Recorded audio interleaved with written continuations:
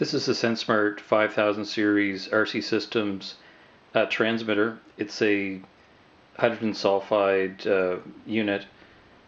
Things I like about it are that on the bottom here, this is the black poly enclosure. It also comes in stainless steel and aluminum, but on the bottom here there's actually a calibration cup built in that you can connect tubing directly to this for bumping or calibration.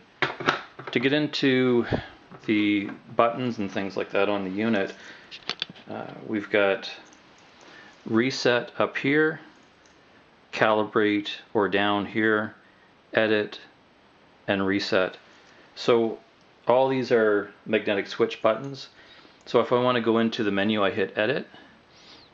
If I go to input settings, I can hit edit again. If I want to set up my alarm 1 relay or alarm 1, I can have my set point, I can have it latching, you can trip on high or low, you can also have a delay on or off.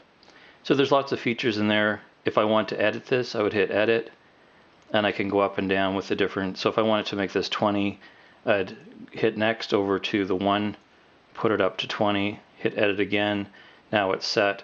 If I want to go back and maybe go to alarm 2, I would hit down to that and then edit, and again go into the different values.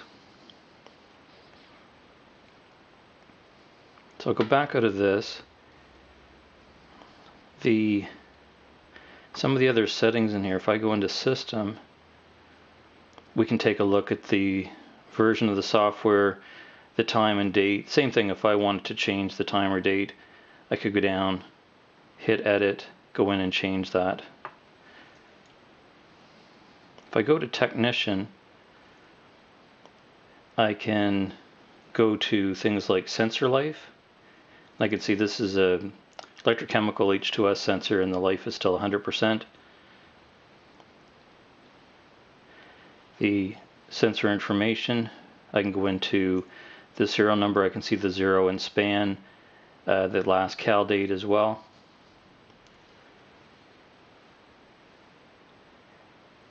It just shows more about what the sensor details are. If I go to help, it gives me the code that I could scan with my phone. It would bring me to the manual.